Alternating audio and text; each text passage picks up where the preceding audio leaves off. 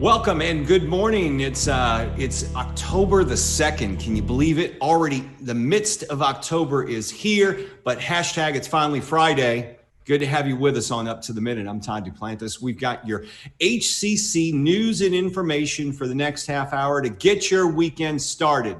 But first, Brittany Pacheco is joining us now, my co-host from her home studio. Good morning to you, Brittany. Hey, good morning, Todd, and good morning to everyone joining us this morning for our Friday edition of Up to the Minute. We're so happy you can join us this morning. Please take the time to follow us on Facebook, Twitter, and Instagram, and YouTube if you already haven't. And we also ask that our audience share this podcast to their personal news feeds. That way we can grow our audience so we can get this great information out to everyone else who's not following us. That's right, Brittany. Stick around. We're going to be back with you later on in the show. Of course, we've got a couple of special guests here today. One of them, want to welcome him to the show, Desmond Lewis, who's our new Dean of College Readiness, the Academic Center of Excellence. Good morning to you, Desmond. Good morning. Good morning, you guys. Thank you. Good to see you with us, and we'll be with you in a few moments. We're going to start, though, with a gentleman who's here with us every Friday to share his poetry, wisdom, and perspective. Dr. Jimmy Adams. His day job, we always like to say, is the Chief Operations Officer at HCC Northeast College, but he's also the resident poet of Up to the Minute. Welcome to the show again, Dr. Adams. Morning, everybody. Good to see y'all. Good to see you.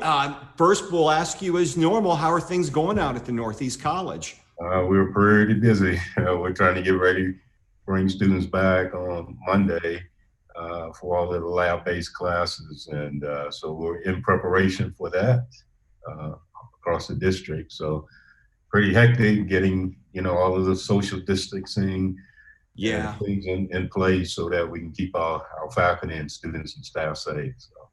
And you have, I imagine, a number of workforce students out at your college, with the truck driving classes taking place out there. The Public Safety Institute is out there as well. And You've also got people studying oil and gas and those trades as well going on. So a lot of lab-based courses are going to be happening at the Northeast College. Yeah, we got EMS, truck driving, that's been going on since the summer. We're starting back some welding. And then some of the science-based labs and things. So a lot of things coming online. So we're excited. Well, I want to talk to you today about the poem you're going to be talking with us or reciting for us. You're sharing a poem today called On a Houston Street. Let's talk a little bit about the inspiration behind this and a bit about the poem before we get started. Okay. I came to Houston from Tuscaloosa, Alabama back in 1980.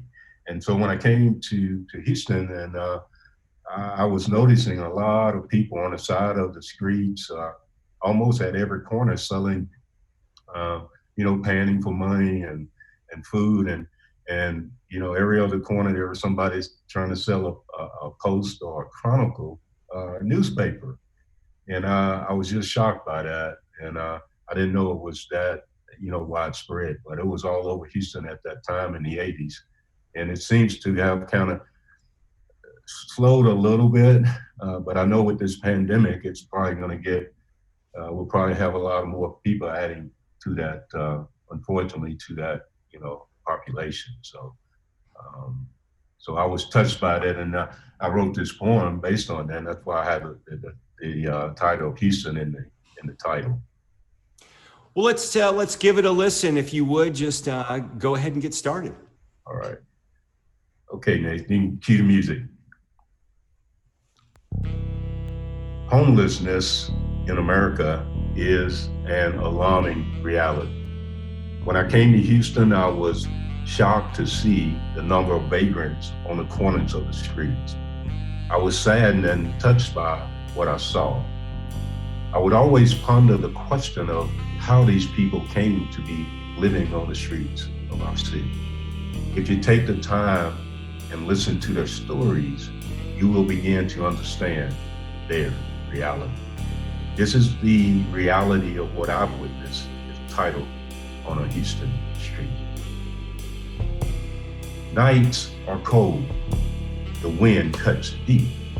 It's hard to find a warm place to sleep, living out of a cardboard box, carrying everything they own in a shopping cart, walking the beat on a Houston street, from under an overpass, amongst the litter and the glass, picking up bottles and cans, fingers piercing through torn gloves on his hands, walking the beat on a Houston street, walking that asphalt line, trying to make a dime, selling newspapers on their morning beat, trying to survive the 100-degree heat, walking the beat on Houston Street. His makeshift sign reads, "I will work for food. We look away, being rude." But before you turn and walk away, hear what they have to say. Take the time, spare a dime. Who are we to judge or hold a grudge? These victims of circumstance deserve another chance. So remember those forgotten souls on the sides of the roads, walking the beat on a Houston street. Thank you. Thank you, Dr. Adams. I think, working downtown in the downtown Houston area, it seems like you're always in contact with people who are homeless. And when you do get to speaking with them, there's a number of reasons why many are getting on the streets. Everybody has their own unique story, and no two are the same. And one thing I've noticed is, a lot of this it's a mental health issue in many cases, something we really don't address in this country. So, if you're not touched in some shape or form by people you meet on the street, then you're just not opening your eyes wide enough. And I guess we all do, like yourself, have stories with the folks we meet out there. Yeah, and one day I just talked to, I was giving him some money, and he lost his job, couldn't find a job. He was a Vietnam vet, and so his only recourse is, to try to survive, on the street and paying for, handouts and money. So you just never know. And if you look at each one of our situation, man, we're a step away from being out there ourselves. Yeah. I mean, we lose our job, we lose our health care. That's why I'm so concerned to keep this awareness about this, is that, in this pandemic environment, that could be one of us out there. So don't disregard or push them to the side, seek to try to help, Yeah, and there are many ways to help. There are organizations. There are organizations that reach out to the homeless population, where they go out and bring sandwiches and food to them, and clothing and donations. And they're always looking for volunteers, and they're not that hard to find. If you just Google homeless aid, you're going to find an organization that needs your help. If you don't want to hand money to somebody, then you can help in many other ways too. Yes. So as I present my poetry, it's all about bringing awareness and just to talk about things people don't really want to talk about. And hopefully, people are viewing into our show, and this may touch them, and that they may reach out and try to do something to affect somebody's lives positively, moving forward. So I appreciate you guys giving me that opportunity to share my point this morning. Well, it's always good to see you, Dr. Adams, every Friday morning. I know you're very busy with students returning on Monday, and we wish you the best of luck on Monday when the students do return. I know you guys are very excited to see them. Yeah, we're gonna need it. So we'll see how it flows for that week, and we'll make adjustments as we go. But we're excited to get our students back and help them get those skills so they can get out there and get some jobs and get some work. So we're excited. Well, thanks for joining us, Dr. Adams. We'll see you next week, and maybe we can get a report on how that first week goes with the students. I'll definitely have a report for you. All right. Thanks a lot. We'll talk to you soon. All right. And we're going to move on to Desmond Lewis. Of course, Desmond making an appearance on the show for the first time. We appreciate you being here, Desmond. Thank you. I appreciate you allowing me to be here. And I know you and I met when you were working with the Faculty Senate as a Faculty Senate president, and you participated in the convocation, the state of the college, and all the events we had going on. You've got a brand new gig where you're with the College Readiness Division, the Dean of College Readiness. Maybe you can tell us about this division and what makes it up. Sure. The College Readiness Division, and it kind of really works as the doorway to the college.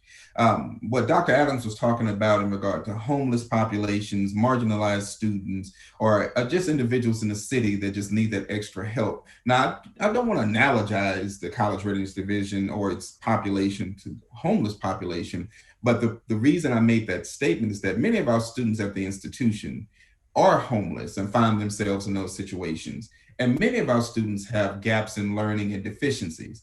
The purpose for the college as a whole, in my opinion, I truly feel as though faculty are the center of the institution itself in regard to how we operate, but students are the heart and pulse. So as the College Readiness Division, we are the entree to everything at the college. Now, in regard to its composition, we have 3 different departments in college readiness, which are the developmental math, integrated reading and writing, and intensive English. And those 3 areas are headed by, respectively, developmental math, Dr. Marisol Montemayor, integrated reading and writing by Annie Stu, and intensive English by Kevin Clement. And, you know, I want to go back to this point of homelessness because we've done several stories on some of our students who've gone through unfortunate situations to rise above and to succeed. And I was touched particularly by a student several years ago. We did a story on him, and he told us that he had gotten involved with student government because he'd go to the student government meetings and they'd have pizza there. And at the time, he was literally sleeping in friends' houses on sofas or in park benches, but he was trying to get through college and he was going to those meetings because they had food. And when you talk to other students, this really is a serious problem that not all of our students face, but many do face. Well, you know, not just students. If we think about the employees too, some individuals are part-time, some individuals are adjunct. And as Dr. Adams has said a second ago, the pandemic has shifted a lot for a lot of folks, even some of us with full-time. You know, when you start thinking about just the monetary need to keep up with things, say for instance, you're a 2-family income situation, and one of those individuals falls out, then although you have a full-time job, or if you're an adjunct, and I really want to say a big shout out to all of our adjuncts, because the adjuncts at our college, they make up the bulk of the faculty. So with that group, or without that group, we wouldn't be able to sustain as an institution. And as you said a second ago, the students are our main priority, but we cannot forget that we do have part-time workers and adjunct and individuals, maybe not necessarily homeless in that regard, or I don't know, but I would say that we need to make sure that we continue to look at the needs of everyone as a whole and not just assume, because those assumptions sometimes could lead us down this, this path that allows us to see things from a skewed point of view. And see, it goes back to the whole idea of college readiness, like you said earlier. When we start thinking about developmental students, people tend to add this negative connotation to it. And that's not so. I'll use myself as an example. When I started college, I was a developmental math student. So what? You know, everyone doesn't learn at the exact same pace. If you put me in a gymnastics class, if there was something analogous to developmental, I would be that, because I am not a gymnast. So my purpose and point being is that we need to make sure that we embrace everyone holistically. The idea and concept of a sense of belonging is something that we need to cultivate more and more at the college. And I do know that the chancellor, Dr. Perez, and many, if not all of our faculty believe in those concepts. It's just being able to yield that. I fully believe that the Division of College Readiness gives us the opportunity to do so. In fact, this year, based upon the charge given to us by our ABC, Dr. Catherine O'Brien, we have 4 different strategic goals. And those strategic goals center around equity, retention, student success, and rigor. So by using those 4 basic pillars, we will be able to structure a very firm framework through which our students come through. And in hopes, as they do come through, maybe we can connect them to the various resources that Right. will allow them not to get into those circumstances that can lead to homelessness. Or our faculty, part-time individuals, the same thing. Tell me about co-requisites and how you work with those and some of the outreach you can do to start getting students in to prepare them for a college career. Sure. Over the last few years, there have been a lot of changes. One of the things has to do with House Bill 2223. Those of you who are not familiar with that, House Bill 2223 has mandated that 75% of students who are in levels 5 and 6 or test on levels 5 and 6 to Dev Ed should be placed in co-requisites. This began 3 years ago. Now, fall 2020, we're at that 75% benchmark with students coming into the college. Co-requisites present us with an opportunity to allow students who are capable to accelerate and complete a college credit course within that first semester. Now, lots of research points to if students are able to receive that first semester with college level, some type of college level credential, which was not possible in the previous iterations of developmental education sequencing. But now we have compressed formats such as INRW. We no longer, we as in the state and as an institution, no longer offer developmental English or developmental reading. It's all integrated. And those co-requisites at the college currently for developmental math, we have 4 different pathways, where the math courses are correlated to our pathways work in regard to the students' areas of study. So for persons going into the sciences, it relates to that and so forth and so on. For integrated reading and writing, most, if not all of the students in those courses based upon reading deficits because of the TSIA's floor. The TSIA is our assessment score. Floor had dropped. So again, many, if not most of those students are in there for reading deficits.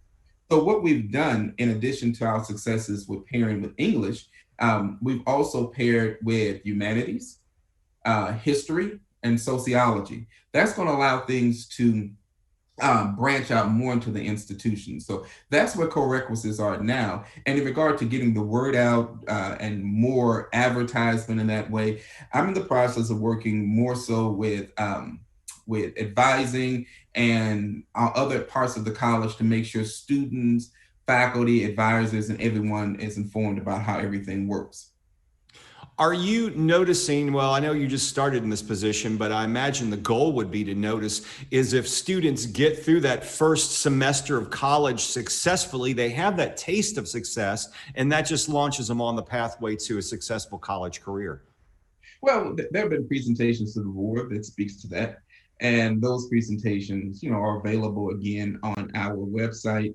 But to answer your question succinctly, yes, there are successes within the various iterations of the co-requisites as they're being implemented and used throughout the institution. So those students are feeling a bit more at home at the college and moving forward a bit quicker than they would have otherwise. I know you were in tune with the faculty, and you still, you were the faculty senate president, but you're still very much in tune with the faculty. Let me ask you this. And I've had several faculty members on our show, but from your view, how is the faculty doing with this pandemic? Or since, when we started in March, we started the online learning very quickly with accelerated learning on delivering through the Canvas system.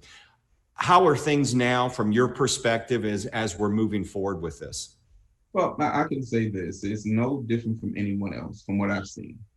I will reiterate, the faculty are the highest touch point to our students. They're the most important individuals at the college. Even transitioning from faculty to a more administrative role, I understand that I'm here to support and guide and help move things forward for faculty and to remove those barriers. But in regard to the pandemic, what I've seen is what we all see. There's a level of trepidation, in regard to people's health. We also see an impact upon the way people are able to deal with their students or the lack thereof. Like with us right now, we have our cameras on. Just think about how difficult it is to connect with strangers who are just a disembodied voice in a synchronous manner, but our faculty are doing that. And they're doing a great job. And we have to remember, again, this takes its toll. I was telling my son the following, and I think that this will kind of sum up of what I've seen and what I feel faculty are going through. I was speaking to Andrea Burridge the other day, and she and I have something in common in that this is our first semester in decades that we have not taught a college course. I'm not teaching for the first time in 24 years, and I believe for her it's a few more years that she was shared with me she was not teaching. But when you teach and you have students, and I'm sure all of you on this call will understand this, it's impossible not to allow what your students and what others are going through not to become part of the load that you're pulling forward. And as I was telling my son the other day, and this was, again, this is a way for me to kind of sum things up. In life, think of yourself as Santa Claus. You have this huge sack on your back, and you have more and more responsibilities you throw inside of the sack. So obviously, the more you have in that sack, the harder it is to drag. Our faculty who are teaching hundreds of students each semester, I mean, each individual, you have all of these individuals' issues, problems, aspirations thrown in the sack. And then it's mushroomed or it's capped off by whatever you're doing and you have in your life. With that in mind, to ask you how people are doing, they're doing the best that they can from those that I've been in touch with, and they're doing an exemplary job. But the main thing that we must remember, we're all human beings, and none of us are infallible, and none of us are perfect. So I would say this to each and every person: continue doing the best that you can. If you can help another person, do that. And one of my mottos is that I will never reciprocate negativity, regardless of what comes about. And I can say the faculty that I come in contact with, those that I know, and I'm sure throughout the institution, they feel the same. So again, I applaud the faculty, say, continue doing what you're doing. If we can be of any help at the institution, please reach out. And, we're all people. Desmond Lewis, we appreciate you being here. Congratulations on your new position, and we look forward to seeing you again soon. Thank you so much. All right. You guys take it easy. We'll see you. Moving on to Brittany. Boy, what a great way to sum things up. Desmond always is a master of words. He knows how to say things, and you always talk to Desmond and you feel better after you do. Yeah, absolutely. I mean, he's definitely a wordsmith, and he knows how to appeal to everyone. It doesn't matter what your background is and what have you. He speaks on a volume that can greatly be related to others. So I always enjoy hearing Desmond speak. Well, of course, Brittany, as we kind of touched upon in some of the conversation we had with Desmond, is, we're still in a pandemic right now, folks. And we need to keep that in mind. It's still serious out there, and we have COVID campus pre-screening that's going to be taking place. So if you're planning on returning to campus next week for the lab-based courses, there are some steps you need to follow. And Brittany, you want to go over a few of those? Sure, Todd, absolutely. So there's going to be a required complete daily screening. So this is going to apply to everyone. You must complete this portion of the screening every time you visit an HCC location. This should be done before you arrive on campus. So be sure to, of course, take the necessary precautions ahead of time. Make sure you're wearing your mask, you have your hand sanitizer, etc. Now, where you can get information is through the HCCS email. There is a link there for you to for you to take a look at, and it is unique to you, and you will use the same link every time you need to complete this pre-screening. So as soon as you open the button, the first and before you answer any questions, we suggest you pin the page to your phone's home screen, whatever devices that you're accessing this link on, which will make it easier to access for future use. So keep that in mind, folks, and be safe going to campuses. Get there a little early because there's going to be, as Brittany mentioned, some screening going into the campus, and you want to be aware of your surroundings and how you need to approach the campus because you can't go in through any entrance. Chief Cunningham was on the show. They will have usually one entrance open at the campus where you'll need to enter through. So you may want to arrive early for your lab-based course to make sure you're there on time and you get through the screening process. And have a little patience. Monday is the first day back really since March for a number of our students. So have a little patience going in and be a little flexible if you would, please. Any questions on it, of course, check your email or you can check our website for more information. Brittany, tomorrow is the day for the Student Life Susan G. Komen virtual race. And it's happening tomorrow, October 3rd. Again, HCC students can show their support by walking 1 mile, Brittany, 1 mile. 1 mile anywhere, Todd, whether that's in your neighborhood, at a local park, a walking trail, wherever you can go and walk that mile.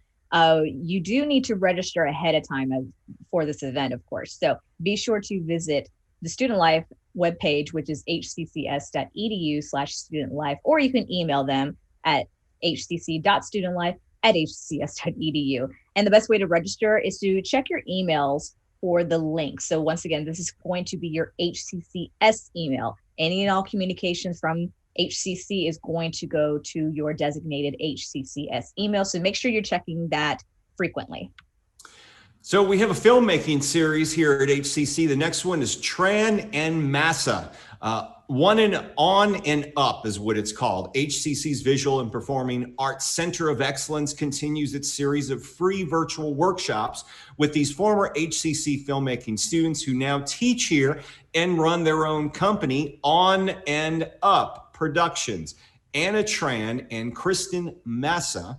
On and Up, that's going to be Wednesday, October 7th, next Wednesday, from noon to 2 p.m. Registration is required. We'll have the link to do so in the post of the show, the social media post. Project Homeworld, Brittany, virtual talks, they're going to be underway soon. They are, and this is to inspire participation in the Student Challenge to create a sustainable future. A series of virtual talks are being held in October. The kickoff session is going to happen next Tuesday, October 6th from 2 to 2:45. You can learn how to get involved in this year's Ideas Academy Student Challenge, including how to sign up and the kinds of projects. Now, the next event will be October 13th, which is a Tuesday from 2 to 3. It's entitled Smart City Houston. So Jesse Bonds, who's from the City of Houston Director of Innovation, will discuss how Houston has become a national leader in reshaping the city and region to become a more sustainable and resilient. If you're interested in these events, head to hccs.edu/homeworld. Girl Power in STEM, that's happening 2 p.m. tomorrow as well, Saturday, October 3rd. Speakers include our own Dr. Monique Umfrey, who's the president of HCC Northeast College. You can join them tomorrow to register, check your emails, our district Facebook page, or the post for this show as well. All in for HCC, Brittany, that's happening right now for faculty and staff. It is. So HCC Foundation is asking us to help HCC students who are in need of our support to overcome certain financial hurdles. Now, as a former student myself who benefited from this scholarship, I can tell you it means the world to all of us recipients. So show we are HCC strong by signing up for the payroll deduction plan as part of the faculty and staff campaign. This is ongoing all the way through November 6th. If you're interested in making a donation or signing up for that payroll deduction plan, head over to hccs.edu/allinforhcc. And because we're in a day and age of social media, please share this. It's a great cause. Obviously, it's benefiting our students who we're always here for. And use the hashtag allinforhcc when sharing. Well, that about wraps up today's show. Next week, boy, we've got some special guests. And starting off Monday, Dr. Philip Nicotera. He's the president of Coleman College. He'll be here. And we've also got some from HCC's United Student Council. Yeah, we will. Monday's going to be a great show since we're getting back into the buildings at a very limited capacity. So we thank everyone for sticking around with us throughout this week for Up to the Minute. Have a great weekend. Take the time to follow us on social media and also go outside and enjoy this weather. It's beautiful right now. So we are very grateful to have you here with us. We'll see you Monday morning at 10 a.m. on Facebook Live.